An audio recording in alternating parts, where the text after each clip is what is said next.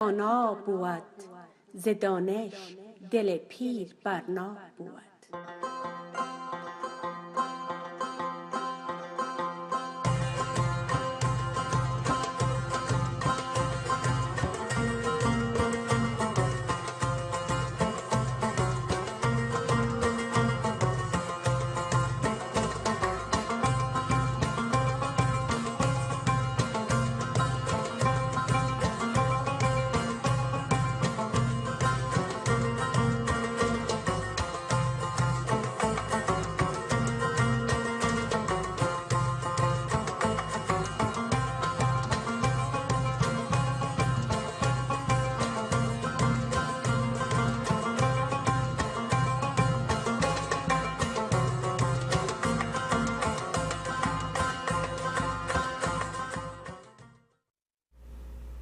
دلای آبخون خیلی خدای پنامه گران و خدمت دوستان سلام علیکم هیله دچ رو خوشحال هوارا مسی او دنین رزیده پوهن رناله به اخبارانه در خیراغ است ز مریم اسماعیل ارسلا او دا اخبارانه تاست د آریانا افغانستان د نریوال شبکه خبرنده کام خدای دو کریچ دنین رزیده پوهن رناله اخبارانه معلومات هم استفاده ورسی استفاده ور بینندگان عزیز و ارجمند برنامه دانش روشنایی است با آرزوی صحت و سلامتی شما برنامه امروز آغاز می‌کنیم. امیدوارم شاد و صحتمند باشین و روزهای ماه مبارک رمضان با خوشی و آرامش با عزیزانتان در هر گوشه و کنار جهان که هستین سپری شود و مخصوصا در وطن عزیز ما امیدوارم که یک آرامش بیاید و در روزهای ماه مبارک رمضان امیدوارم که یک زندگیشون کم بیهود پیدا کنه و فضا و احوالی که امروز در اونجا است واقعا که غم انگیز است و امیدوار هستم که خداوند در این ماه مبارک رحم کنه سر مردم ما یک تغییر مثبت به حال مردم ما وارد شود. خب دوستان عزیز ارجمند قسمی که در گذشته هم اعلان کرده بودم برنامه که به افتخار و تجلیل از مؤثرینی که به درجات مختلف علمی از پوانتون ها البته پایین‌ترین درجه که می‌خوایم در موردش اعلانش براتون در موردشان صحبت کنم. بچلر دیگری می باشه، بچلر دیگری، ماستری، دکترا، فلوشیپ، درجات بلند تعلیمی و همچنان اگر که به درجات پایین‌تر از مثلا اسوسییت دیگری چیزی باشه بس به شرط اونا را هم داخل میکنم که یک کار مثلا مستثنا باشه از دیگه جوانایی که به کمیونیتی کالج میرن به خاطر که میخوایم که این پروگرام تجلیل است از امواترهای عزیز ما که به درجات عالی تحصیلات خود ادامه میتن به خاطر از های سکول و کمیونیتی کالج نام خدا تعداد بسیار زیاد میباشه اگر همه را یادآور شویم وقت نیست اما باز هم شما عزیزان خواهش میکنم که اگر در فامیل دوستا عزیزا هر کسی که با هر گوشه و کنار دنیا نه تنها از ایالات متحده امریکا درجات علمی که با پوانتون‌های مختلف رفتن و کسب کردن در مورد درجه علمیشون که رشتهشون چی بوده با کدام یونیورسیتی رفتن و پلان آیندهشون آیا میخوایم که به تحصیلات خود ادامه بدن و اگر خواسته باشن در مورد پلان‌های آینده خود هم یک معلومات کوتاه بفرستن و همچنان اقلاً یک عکس گریجویشن و فارغ التحصیلی خود هم اگر بفرستن که در برنامه 2 جولای بخیر که در این مورد صحبت میکنیم و جوانای موفق ما هم افغانای موفق ما به هر سن سال که باشن تحصیلات عالی کسب کرده باشن در موردشان صحبت میکنیم و از اونا یادآوری میکنیم. خب گذشته از این دوستای عزیز ارجمند میهمان گرامی و محترم داریم در برنامه امروز که در گذشته ها هم 4 بار فکر میکنم که مهمان ما بودن اما چون مسئولیت های زیادی داشتن در کار خود و مصروف نوشتن کتاب بودن هم و رایشان هم دور است نتونستن که در برنامه بیاین با ما صحبت کنن چون یکی از مهمانایی است که همیشه من میخوایم که از اینا دعوت کنم به طور مرتب ولی چون هم رایشان دور است هم مصروفیتشان فوق‌العاده زیاد است نمیتونن که همیشه بیاین ولی خوشبخت هستم که امروز با ما هستن و دلیل بسیار زیاد است که ما از این مهمان گرامی دعوت کردیم اما دلیل عمده است که اینا در اواخر به وطن عزیز ما سفر داشتن و از اونجا برگشتن و خوشبختانه در وقت خرابی که به ماه انتحاری و انفجارات بود اینا ترک کرده بودن افغانستان. و مهمان گرامی ما هستند محترم دکتر جمیل مومند که معلومات مختصر درباره تحصیلاتشون چون بسیار دیر بعد از برنامه آمدن میخوایم که باز هم در موردشان ذره صحبت کنم، ولی قسمی که شاید باید صحبت کنم نمیشه چون وقت برنامه اقلت نیست. دکتر مومند البته در پانتون کالیفرنیا استیت یونیورسیتی لس آنجلس پروفسور بایوکیمستری هستند از سال 1992 تا به حال و همچنین درجه لیسانس و بچلر اف ساینس در رشته بایوکیمستری از UCLA در سال 1983 اخذ کردند و دکترای فلسفه را هم در رشته بایوکیمستری از UCLA در سال 1989 اخذ کردن و قسمی که گفتم از سال 1992 معذرت میخوام از 2007 تا به حال تدریس میکنن بایوکیمستری را و پروفسور هستند در پانتون لس آنجلس کالیفرنیا استیت یونیورسیتی لس آنجلس و از سال 2012 تا به حال مشاور و یا ادوایزر بایو انفورمیشنال ماینر و کامپیوتیشنال بیولوژی هم هستند و مشاور و یا ادوایزر محصلین درجات ماستری و بلندتر از آن هستند و بر علاوه دایرکتر و کوردینیتور پروگرام های گوناگون بایوکیمستری و پژوهش ها و ریسرچ های گوناگون در انستیتیوت های مختلف علاوه بر پوانتونی که درس میتن هم هستند. دکتر مومند برنده اواردها و یا تحصیلنامه های بسیار متعدد از مراجع مختلف علمی و صحی هستند و مقالات و سخنرانی های متعدد هم کردند که در رسانه های مختلف مقالاتشان به چاپ رسیده و سخنرانی هایشان هم در انستیتوت های مختلف علمی صورت گرفته و دکتر مومند عضو American Association for Advancement in Science و یا عضو اجتماعی امریکایی برای پیشرفت ساینس هم هستند و عضو American Association for Cancer Research و در بورد ادوایزر Economic Development Network of California Community College هستند که هم یک بورد بسیار مهم است که برای جوانای ما شاید اگر یک قسمت معلومات بخواین در مورد دکتر مومند بسیار یعنی یک کار بسیار عمده است در یک بورد بسیار مهم. و دکتر مومند در کمیونیتی های مختلف اکادمیک هم در کمیته ها معذرت میخوایم استعدارند به شمول ریاست دپارتمنت کیمیا در پانتون که درس میتن و خدمات خارج از تدریسشان با مؤسسات صحی و اکادمیک هم بیشمار است که یاد کردنش وقت کافی نیست و نشریات خارج از ساینس هم دارن که از جمله میخوایم از دو چیز نام ببرم. یکی cuts undermine our universities and our workforce معذرت میخوایم که در روزنامه دیلی بریز به تاریخ 15 اکتبر سال 2011 به نشر رسیده که شاید برای جوانای ما یک چیز بسیار مهم باشه که امی جورنال حتما روزنامه را مطالعه کنند. تاریخ 15 اکتبر 2011 cuts undermine our universities and our workforce و همچنان what would Mohammed do که در لس آنجلس تایم در سال 2006 در 9 فوریه به نشر رسیده. شاید دو چیز نام بردم و فکر کردم که مخصوصا جوانای ما علاقه داشته باشن که این دو موضوع نشریشون به خوانش بگیرن. و همچنان دکتر مومند جورنال هایی که به نشر رساندن، جورنال هایی را که تنها خودشان البته در سیویشان لیست بود اضافه از 40 جورنال بود که البته در مورد هر کدامشان صحبت کردن باز هم وقت زیاد میگیره.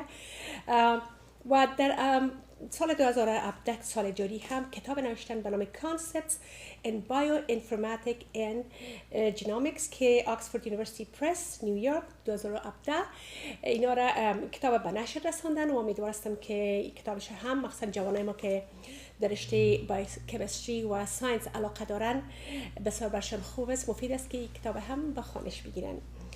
و دکتر مومند البته گرانت ها و یا بخشش ها و کمک های مادی را به پوانتون هایی که و بر مؤسساتی که اینا پوانتون که درس میتن و با مؤسساتی که اینا امرشون همکاری میکنه گرانت های برشون به دست آوردن که اضافه تر از میلیون ها دلار بوده که اونا هم تعدادش بسیار زیاد است و یکی از اونها رو میخوام نام ببرم که یک نقش بسیار عمده دارن که ترین کردن و یا آماده ساختن پست دکترت UCLA فلوس می باشه که او را که در تدریس بایوکیمستری از این گرانت استفاده میشه که دید دکتر مومند برای هیچ جوانایی که و یا مسئولینی که پست دکترت فلو هستند سیستم ها و متد های جدید تدریسی را در رشته بایوکیمستری برشان درس میده و یا یاد میده که البته یک خودش برای پیشرفت ساینس و برای از اینکه آماده ساختن اشخاصی که در رشته ساینس اینا چی تدریس میکنن و چی هر کاری که میکنن اینا را زیادتر به اصطلاح ترین میکنیشن آماده میسازیشن با سیستم های جدید تدریسی و البته دکتر مومند با وجود تمام از این کوالیفیکیشن ها و کیفیت های علمی در قسمت اکادمیک یک انسان بسیار متقی، یک مسلمان بسیار خوب و فعال، یک شخص دلسوز برای وطن هستند که بسیار دلیل که امروز اینا رو ما هم دعوت کردیم به خاطر از این بوده که از افغانستان سفر داشتن و دوباره برگشتن و با وجود اما در اسلامیک سنتر آف سادرن کالیفرنیا اینا هم اونجا فعالیت های بسیار زیادی دارن، تدریس میکنن، لکچر ها میتن، مردم به راههای نیک راهنمایی میکنن. خداوند پدر محترمشان مرحومشان غریق رحمت کنه، محترم مرحوم انجینیر خلیل مومند که پدرشان بود و مؤسس از این مسجد بودن و اونا به مسجد تدریس میکردن و اشخاصی که نو به اسلام راه آورده بودن انجینیر صاحب مرحوم مومند اینا را برایشان درس اسلامی میدادن و البته فرزندهایی که هم تربیه کردن مثل دکتر مومند هم به مو راه روان هستند، نه تنها یک مسلمان متقی هستند، در راه اسلام خدمت میکنن، در راه انسانیت و بشریت خدمت میکنن، در راه ساینس و تکنولوژی خدمت میکنن که واقعا جای افتخار است که یک افغان داریم مثل دکتر مومند و مخصوصا در دنیای امروز که چقدر متاسفانه و بدبختانه که دشمنان اسلام بدنام ساختن. اشخاص مثل دکتر جمیل مومند یک نمونه و مثال خوب هستند در هر جامعه که باشند، در هر شخصی که اینا را بشناسن اسلام واقعی را میفهمن و درباره اسلام وقتی که اگر معلومات نداشته باشن وقتی با اینا روبروشن میفهمن که اسلام یعنی چی و خوشحال هستم که دکتر مومند با ما هستند. دکتر مومند خوش آمدید. Thank you very much for having me, Mariam, and Ramadan Mubarak to you and to the audience. Thank you very much. So, well, there are a lot of things to talk about since you've been absent for years and years and years, right? It's true. But I'm so glad we have you, and congratulations on publishing your book. Maybe another time we can talk about those things. But today, my main focus is you traveled to Afghanistan, and how long after the first time? I mean, the very recent time. I know you have been there several times. How many times have you been there, and when was the last time that you went to Afghanistan, and after how long have you been there?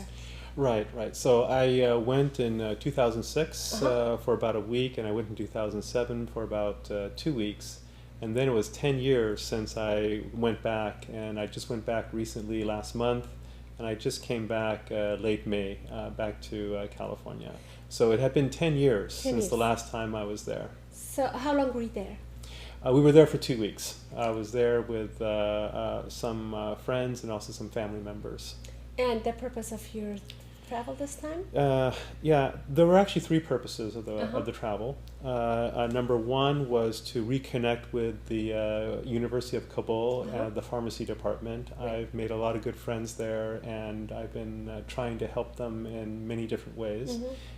The second was to visit some of the public schools, secondary schools that we help to support through the Afghan Literacy Foundation. So my wife Mariam is a board member, and the third is actually to visit a new orphanage that was started by some relatives of mine called Imam Bukhari Orphanage, and it's in the Demazang district of Kabul.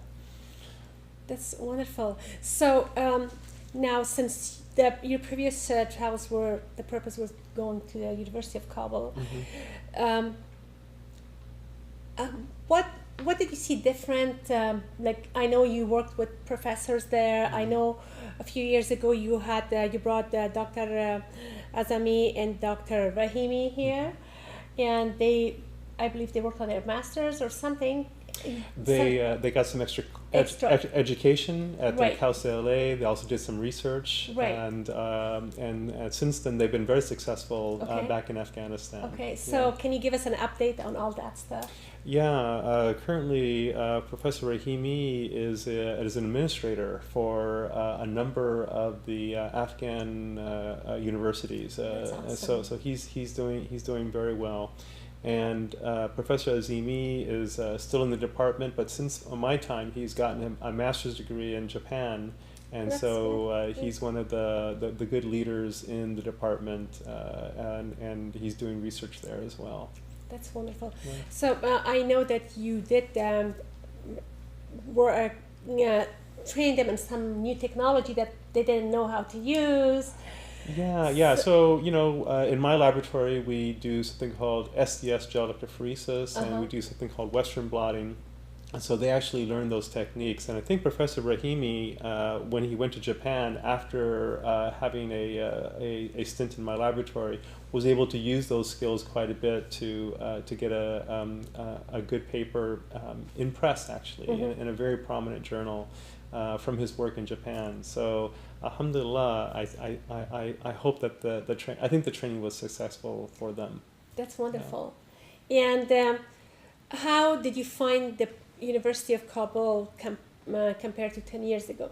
Oh, there's so much to talk about, Mariam. The University of Kabul has really gone through on a construction spree. They've made some new buildings. As a matter of fact, the Department of Pharmacy is going to be moving to a new building within just a few months. It's being built behind the old Department of Pharmacy. They also have a center that was actually started by Nancy Dupree, called the Afghan Cultural Center, and there they are trying to archive all of the old newspapers of Afghanistan and scan them and make them electronically available. Brand new building filled with very talented individuals, beautiful pictures on the wall. It makes you very proud to know that that's part of the awesome. Kabul University. The cafeteria has improved also. When I was there, I don't remember even seeing a cafeteria, but now the cafeteria has areas for faculty to enjoy food, and the food is very good there. So alhamdulillah, I've seen more greenery as well, more trees and more flowers. Of course, I was lucky enough to go in the springtime, so all of the roses are in bloom.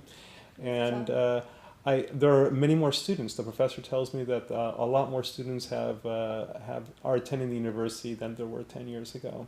So I see a great future for the university and for the young folk there. That's wonderful news. So what, like roughly the ratio of female to male students, how was it? That's a good question. I don't know from my eye.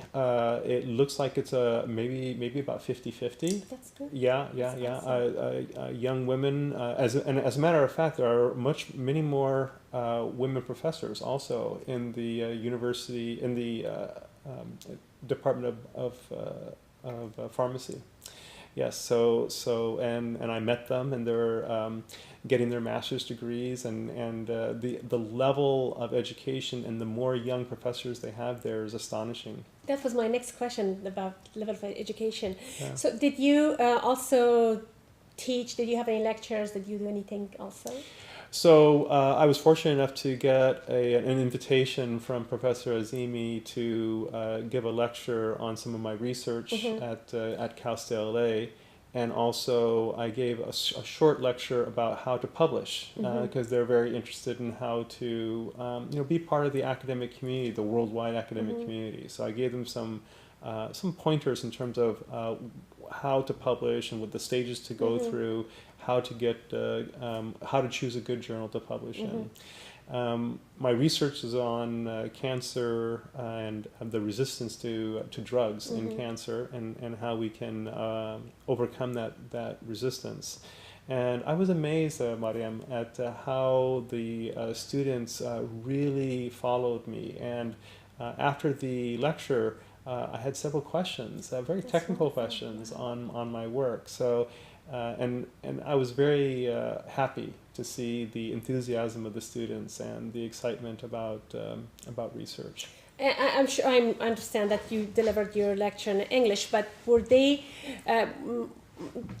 Was it translated to them, or? Yes, it was. So one of the professors who was actually very good in English translated my slides for the students. But at the end, the students asked questions in English. That's yeah, wonderful. and their English was actually very good, and so I was very pleased to see that. Okay. Yeah. Those are all good news. So overall, did you just go to Kabul? Did you go to any other provinces? So we went to Panjshir Valley, which is in Parwan, Right. right? And also we went a little bit to the Solang River as well. And so those are the two places we went. Not too much traveling. We were pretty busy visiting a lot of the schools, but we enjoyed our time there in the Panjshir Valley quite a bit. Did you have any toot, or wasn't it? It wasn't there yet. I think it's June or July, huh? So there were some toot that we brought back, all different colors. That's one thing I really miss. And you can't find that here in the United States. And I'm sure many of our audience members are probably salivating at the chance. Exactly, yeah, fasting too. Knowing that they had some fresh toot there. Yeah. Right, wow. But the Panjshir Valley is just breathtakingly beautiful. Very green, has a river going through it, and we actually saw some nomads, kuchi, I think we call them, with their sheep, and it was really a great trip. Yeah. And how did you find Kabul in comparison to past? Kabul has changed quite a bit. So as you know, there's 5 to 6 million people living in Kabul, so it's very crowded. 10 years ago when I went, I saw mostly very small, tiny shops. Many of them just made out of mud bricks and what have you. And a lot of those have been replaced by more modern buildings. Also, the last time I went, I could still see some bullet-ridden buildings that had been left over from the war. And I did not find any such buildings in Kabul. Okay. Yeah. So they've been replaced. A lot more apartment buildings, several stories tall. Yeah. So the other thing I noticed is that the roads are actually cleaner. They've that's awesome. The government has started a program where they have 2 kinds of city workers. One, they're in orange uniforms and they do the sweeping. And those that are in green uniforms, they take care of the trees and the bushes and the flowers that are lining the roads. So I didn't see that last time. Maybe they were there, but I noticed a lot more of them Probably there. not, because 3 years ago I went there after 34 years. What broke my heart was, like, it was so dirty. There was trash all over the place. So that was one thing that really bothered me. So that's a very good news. Yeah. So of course you still have some dump sites that are next to the road, but I see them being worked on by these city workers in Orange. Of course they're very poor, but it was good to see them working. That's good. Did you interact with general population there at all? The general population, a little bit. Some shopkeepers, you know. We went to Kucha Morga, so we did some shopping, and I talked to a lot of students there. We talked to some teachers at different different elementary schools. We also visited, as I said, an orphanage, and so we talked to some of the orphanage people there as well, the people that are running the orphanage. So those were the ones that we talked to. And I have some relatives there, so I was able to talk to them as well. I truly enjoyed reading your excerpts from Facebook on your traveling diary to Afghanistan, and after you share the pictures and talk about the pictures, I would love for you to read some of them, because first of all, you're such a great writer. I mean, you're a scientist, but yet creative writer. Thank you very much, Mariam. Your style of I writing appreciate it. and all that information that's embedded there, it's very interesting. And I'd be happy for to. people who haven't been there for years and years, they will appreciate it. And for people who haven't there, it kind of refreshes everything in their mind too. I'd be happy to do that if we had time. All right. از همکار عزیز خواهش میکنم که اگر عکس ها را یک نشان بدین که دکتر مومند باز در مورد هر کدامشان یک معلومات هم بده بر ما. Okay, this is. So this is one of the schools that we visited. It's called Wazirabad, and it was the first school that we visited in Kabul. And it's a high school, right? It is elementary/high school. Okay. They have a number of students that are very poor, and so what the organization does, which I support, called Afghan Literacy Foundation, does is that they actually support the students to stay in school rather than be out on the streets trying to work for the family. So we take the poorest of the families of the students and we help them. And we were very lucky that we actually met every single student. How many that students we support. are there? I think over 70. Over 70 students. Not just in this school, there are 2 other schools as well. Okay. Yeah. All right, next picture. Yeah.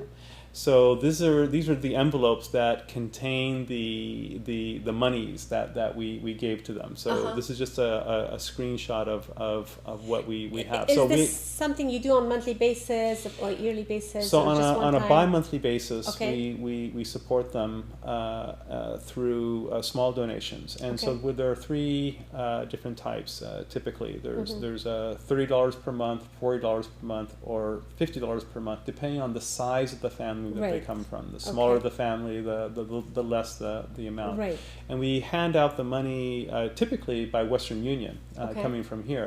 But because we were going there, we actually got to hand them in person to the students. So these are 2 students that are being supported in Wazirabad school, just to show you. And this is another shot of Wazirabad of the classroom, and this is just a young girl showing us her. I think these are her Islamic studies book, and maybe you're going a little bit too fast. Sorry. I just wanted to point out that the walls. See, the walls still are in dire need of work. And the books are provided by the government. So these are government-run schools. We do not talk about curriculum with them. Although there's a science part that I will like to elaborate later on. So if you remind me, I'd like to talk to you about that. Yeah, but anyway, I thought this is a beautiful picture of a young girl, enthusiastic, but sitting on the floor. This is the one class that doesn't have a desk. So now we can go to the next one. Here's another shot of the students at Wazirabad. They are all, many classrooms are like this. They're overcrowded, they're shoulder to shoulder. The students want to learn, but they're on the floor because they don't have enough facilities. And you can see again that the walls need painting. But the beautiful students, they somehow keep their scarves very, very white and shiny, even though there's a lot of hawk. Right, there's so much dirt. There's a lot of hawk, but yet they keep themselves very, very clean. So and so this is another shot of one of the schools. The person on the very right-hand side is the head of the of Afghan Literacy Foundation. Her name's Layla Ishaq, and then we have the students in the back. And on the left-hand side is one of the administrators that that helps administer the funds while we're not there. And this is actually from another school called Baby Mahro. Baby Mahro. So we have 2 Baby Mahro schools. One is called Baby Mahro Boys. The other one's called Baby Mahro Girls. Yeah. So I just wanted to point out that they have natural air conditioning because many of the windows are broken. Okay, so you can see here the schools are still in disrepair, and of course the goal of Afghan Literacy Foundation is to fundraise for some of these facilities. Yeah. So here, this is actually a very important picture because these are actually graduates. They've already have graduated from either Wazirabad or Baby Makro, and they are in college now. Oh wow! So how long has the school been around? How long has ALF been around? Yeah. Yeah. So the Afghan Literacy Foundation has been around for I think 7 or 8 years at least. And these students started when they were probably they were probably in junior high or high school. Okay. And now they're in college. Okay. And so the success story is that they're in engineering, they're in dentistry, they're in political science. And so, alhamdulillah, they've taken that education opportunity and have parlayed that into a good education for themselves. Yes. And many of them are actually at Kabul University, which is very difficult to get in. Exactly, because they had to take that Concours exam. They have to hit this Concours exam, and so my hat and my warmth goes out to all the students that made it into the university. Right, they must have worked very hard, and the level of education at the school must have been high. Yeah, because they're competing against other students that have the means to have a lot of tutoring. Yeah. And so these are the boys that have also made it into the university as well. So they are some are in journalism, some of them are in, as I said, political science, economics. So and then this is my wife on the right hand side, Mariam, who's a board member with Afghan Literacy Foundation. She works very hard. Yes, it's wonderful. So this is another set of photos that shows me at the university. So I was giving a talk at the university. This is at the very end of the talk, but the audience was very, very warm to me. And the university actually has modern facilities for showing PowerPoint presentation, and so I was very happy to be there.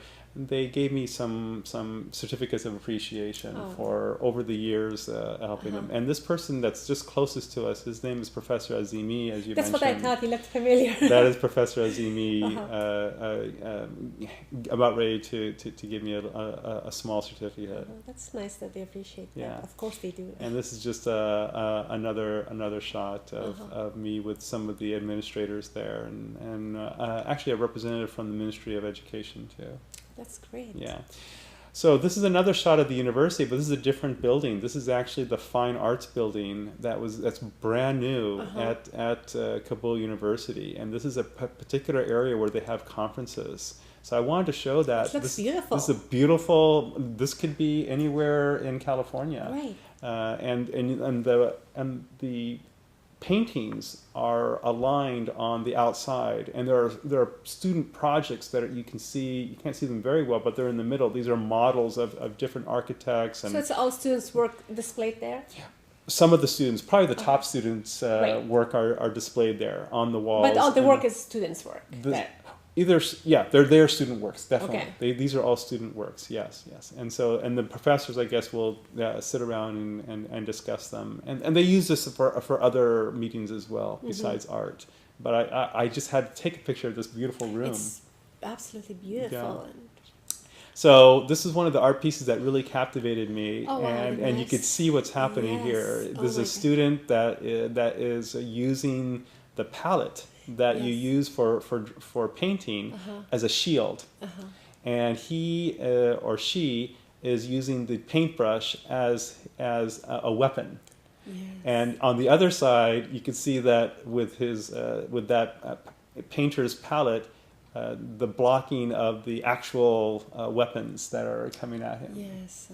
And I thought this was very symbolic of... Very symbolic, very sad. Very sad, but also hopeful. That they can shield themselves. They can shield themselves, yes. and there are many art pieces you can imagine, Mariam John, that talk about the war, and because it's for so long. Of course, that's what is in their mind, and that's what they have seen. Yeah. So this is another photo. This is actually from the Imam Bukhari orphanage, which I had the pleasure to visit, and it's being headed by Dr. Nisari, Okay. Dr. Suleiman Nisari. And this school has over 150 kids that actually attend it.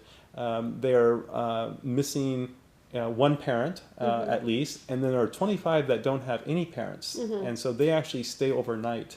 It's all boys? No, it's boys and girls. Okay. And so, and what's great, I want to show you this picture, is that they actually train the students in public speaking. This is one of their main things that they, so we had boys as well as girls get up in front and give talks about the school and what they're doing. And so they showed, they had, on the right side you can see a little welcome to myself and Mariam. Oh, how nice, yes. to attend the Imam Bukhari orphanage. So this is actually a very good, there's another shot of some girls that are giving talks and also giving some songs also. So it was a wonderful to see them get educated. And of course they offer meals for the students for free of charge for all the students there. So at least they get one good meal. And so this is Dr. Nisari with some of the boys from the school. And this is in the Demazang area. Okay. I think this might be one of my last slides, but this is what we did is actually we bought several of these packages. So you can see that each one of these has there's a package there because it was Ramadan, and so we decided to give some zakat. And the way we did this was kind of unique, Mariam. The way that we did this was that we paid a certain amount of money to the store owner, and we selected items for each package to have: oil, rice, macaroni, beans, things that could be very helpful to them. Right. And then we paid for all of these different packages ahead of time to the store owner. And then the store owner gives us cards, and we pass out, and we initial the cards, and we pass out the cards to the people that need them, the poor. And then they know to come to the store to pick up their package. Oh, that's nice. And did they do that? Believe it or not, within hours of giving out the cards, the 80% were actually taken. Okay, good. Yeah. So they know exactly where to go, and so we felt that was very helpful to them. Yes, definitely. Well, those are wonderful pictures. Thank you for sharing, and that's good. That's very hopeful that people from here, like, I know you're very busy. I know Mariam John is very busy, and all of you, and you take your time. And of course, this is not just going there now, and you put a lot of work into it on ongoing basis. You know, Mariam, my heart really goes out to the Afghan people. They've been through 40 years of war and hardship. They have a tremendous struggle. And I see the hope in the young people to make a better Afghanistan. I see improvements in Kabul. I really do. And this world is our time on this world is very short, and this is the least that I could do, given that I've been lucky enough to live in California. Right, and I'm sure you welcome support, at least financial support, because a lot of people, they say, okay, we don't have time, at least we can help financially. Oh, sure, right? sure. So there's a couple of websites that you can go to for one is called Afghan Literacy Foundation. It's very easy. You could just Google it, and they have a donation tab there. And to support the Imam Bukhari orphanage, you can go to Zamzam Water. Right. Zamzam Water, they have they're a nonprofit that will support the Imam Bukhari orphanage.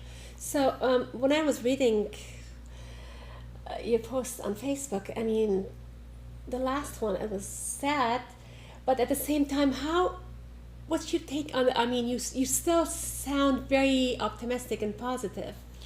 Can you talk about that? Yeah. So, as you know, there was tragedy that hit Kabul just very recently, and so within 3 days of coming back to California, you got very lucky. Actually, that part of the city we passed by several times next to the embassies in order to go to Kucha Morga to do some shopping. That's one of my favorite places. Right. So yes, I was very, myself and my family were very lucky, but of course there were over 500 citizens of Kabul that either got injured or got killed. And so it was very, very sad, and of course that really rocks the confidence of the people living there. And what can I say, Mariam? I mean, these things are a reality, maybe more so in Afghanistan, but to be honest, every country, almost every country I can think of is being hit by these people that are murderers and demented. They have a strange view about life, that they would be willing to kill themselves and kill others, and without regard to the consequences. It's appalling, and you and I have always and so many other people have thought about, what's driving these people. Exactly. At the end of the day, I have to just say I don't know, but for people of Afghanistan, they need to move on to work to make a better life for themselves. And I almost view that, Mariam, philosophically, almost like a natural disaster. We could have an earthquake here, right, or we could have a tornado, or a nuclear reactor meltdown. All of these things have happened, and they could happen again. And I think that has to be somewhat the attitude that happens there as well. I understand that people would want more security, and they're demanding more security. Mm-hmm. But from my point of view, Mariam John, I saw a lot of Afghan police putting their lives on the line every day while I was in Kabul. I saw them in the back of pickup trucks. Mm-hmm. I saw them walking. I saw them guarding certain buildings, and it was. And I know that's a very, very tough job, because they are mostly the target of a lot of these bombings, and so that's a very tough job. And I'll tell you, when I went when I was flying back, I went through 5 security screens in Kabul airport in order to get out, and so they're trying. They are trying they take every security measure, but still they try, and yet it doesn't happen. So, I'm hoping that people will continue to support Afghanistan, and that the young people get more education. They start businesses. They make Kabul and the rest of Afghanistan strong again. And I think it's going to happen. I really do. In your opinion, do you think these people who put their life on the line, they explode themselves, they're suicide bombers and all that, if they had proper Islamic education, do you think that is the main cause of it, because they're being bought by... Well, there's a lot of different things that could happen, right? They could be very bitter because maybe a family member got killed by a tragic, and they want to just take revenge on the world. Some mental illness. Some kind of mental illness because of that. It could be, as you said, they have a demented view of Islam that they somehow have gotten. And that certainly is a possibility. They think it might be a route to paradise. Exactly, that's a sad part. This is very, very sad.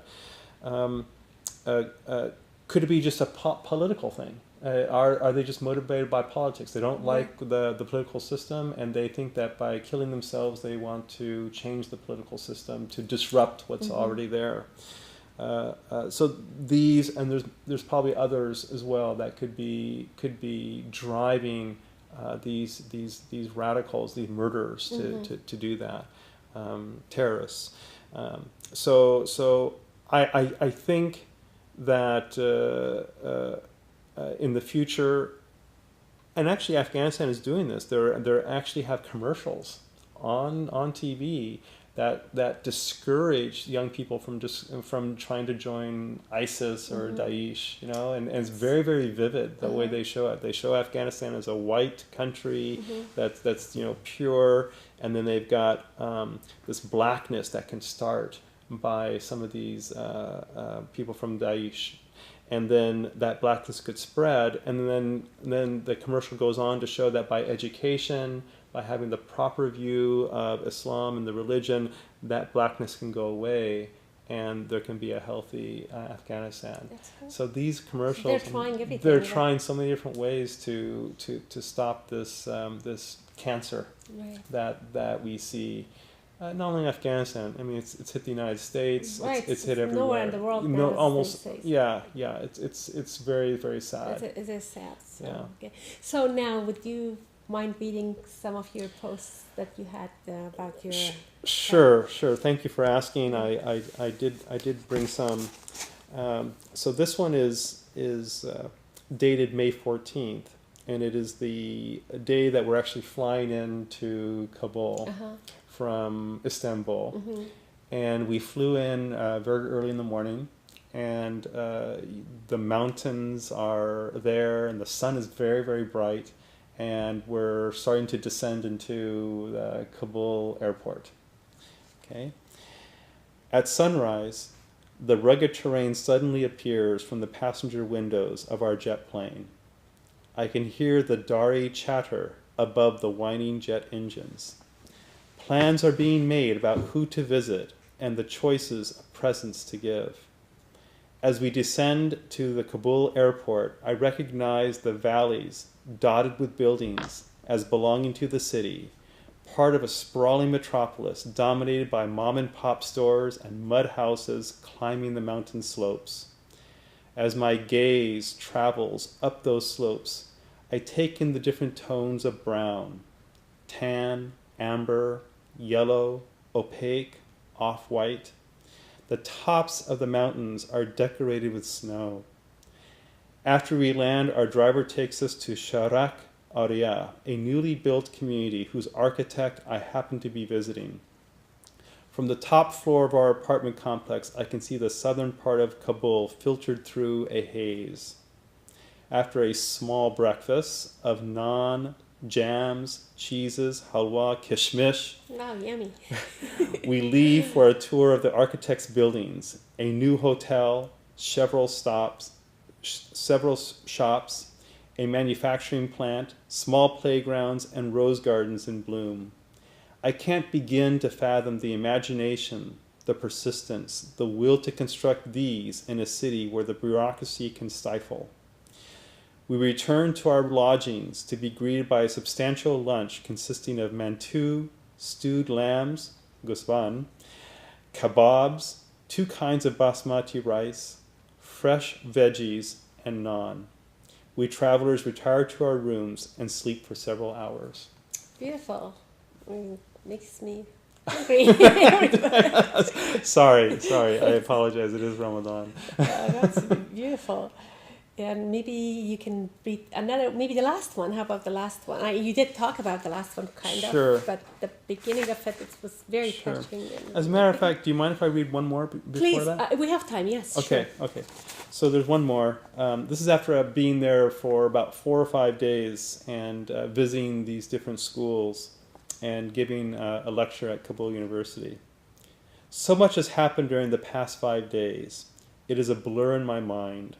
First, I have to tell you that I had lunch with a few alumni from Wazirabad and Baby Mehro schools. What are these schools? Wazirabad and Baby Mehro are government-run K-12 schools in the heart of Kabul, with rooms packed with students. Students sit in threes at desks that are grossly malformed, some lacking backs, others with so much chip paint it's difficult to tell what was their original color. In other rooms, there are no desks, and students sit on the dusty concrete floor, Indian style, looking up at the teacher. Chalkboards are pockmarked. Most classroom windows lack glass panes, which may be all right, since the heat is oppressive at midday and the girls are dressed in thick blue uniforms, heads covered in remarkably white chadors. Somehow the students manage to keep their clothes free of dirt, hawk. A few elementary girls giggle as we interrupt their class to talk to the teacher.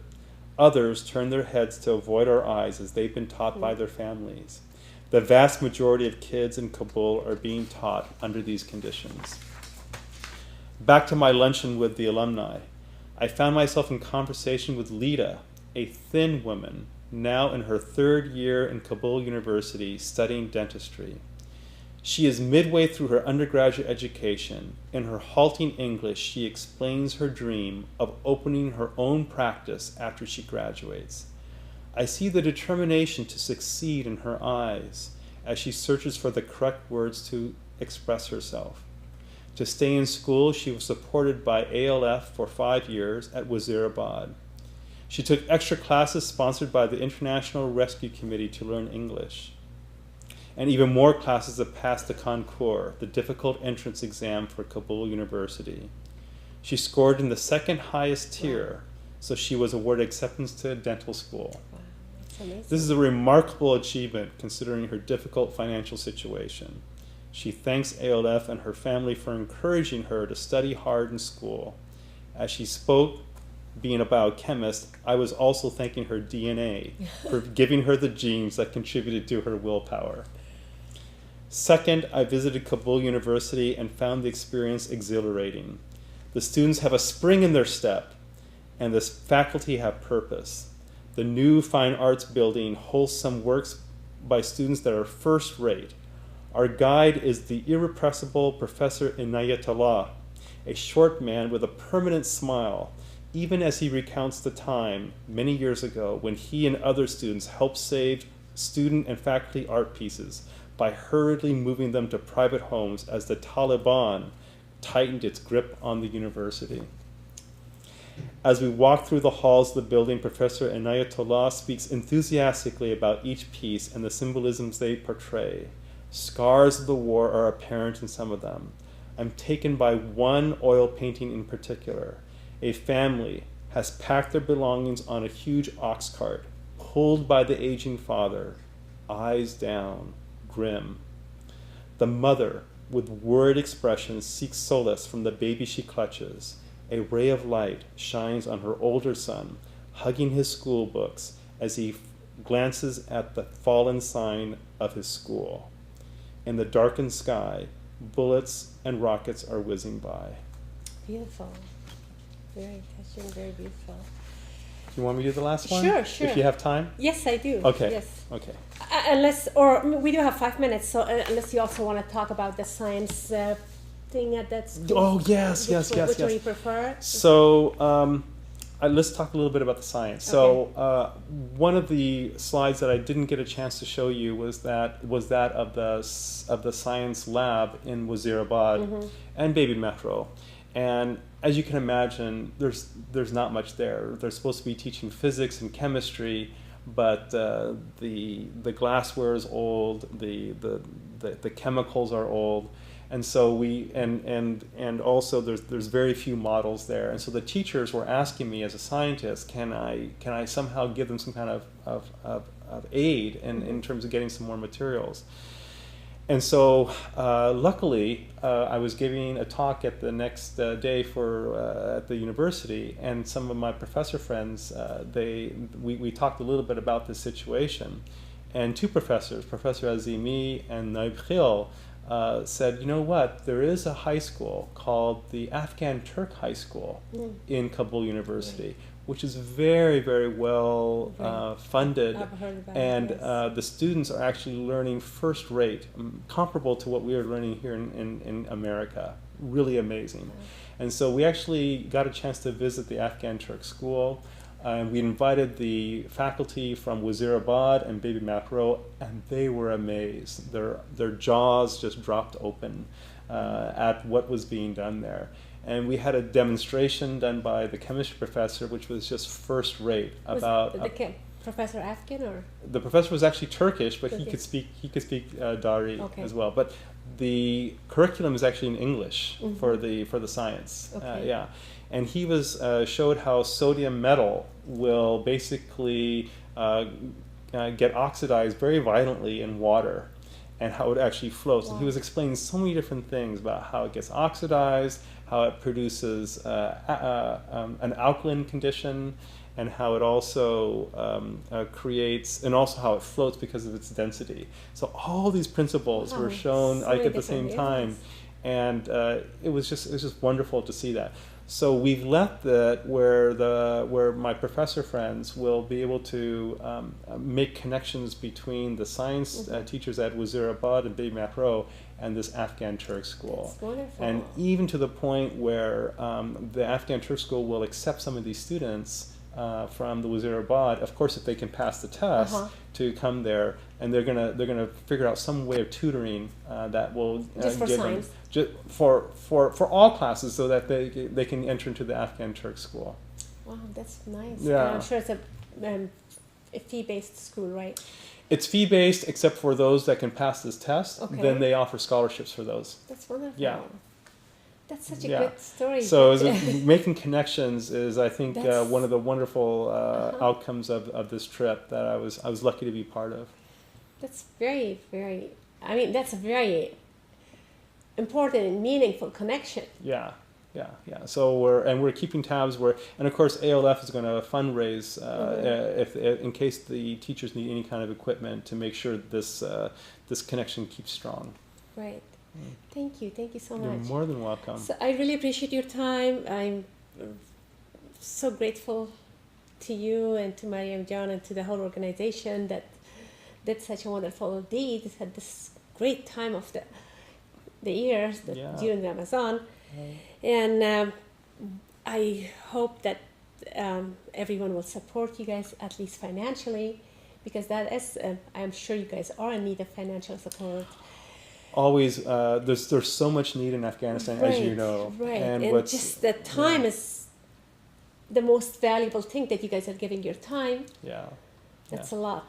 So Thank you, Mariam John, and thank you for inviting me to your wonderful program. It was a pleasure. It was my pleasure, and I hope you can come more often, and we can talk about some other fields of academics that you're in, and about your book. Sure. Because we do have a lot of, next week, actually July 10th, is usually annually I recognize all the college graduates of all different levels.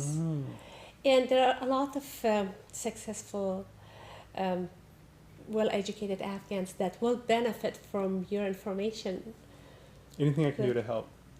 Thanks again. Yeah, thank you. All right. خب دوستان عزیز و ارجمند، امیدواریم که با تمام نابسامانی هایی که در وطن عزیز و بیچاره ما میگذره، وقتی که حکایات و قصه ها و سرگذشت و کارهای هموطنای ما را مثل دکتر جمیل مومند در موردش میشنوین، باز یک امید پیدا میشه برای ما که مردم ما را یعنی فراموش نشدن و امیدوار هستم که بر مردم ما داخل کشور امی امید برشان باشه که از یاد ما نرفتن و از هر طریقی که میشه ما باید بر زنا کمک کنیم. البته یک با تمام جیگرخونی هایی که دی شب و روز میگذره، امیدوار هستم که دکتر مومند براتون یک ذره یک خوشی و یک انرژی براتون بخشیده باشه. خب دوستای عزیز، هی بود برنامه امروز ما و باز هم تقاضا و خواهش میکنم دوستای عزیز که از عزیزانتان که از پانتون‌های مختلف به درجات مختلف علمی فارغ التحصیل میشن معلوماتشان به چی از طریق ایمیل که روی صفحه تلویزیون است، باید از طریق فیسبوک، از طریق مسنجر برام بفرستین. با عکس گریجویشنشان بسیار خوشحال میشم و با تشکر مجدد از دکتر مومند و همکار عزیزم شهاب جان برنامه امروز به اینجا به پایان میرسانیم. تا هفته آینده خداوند یار و مددگارتان. توانا بود ارکی دانا بود ز دانش دل پیر برنا بود.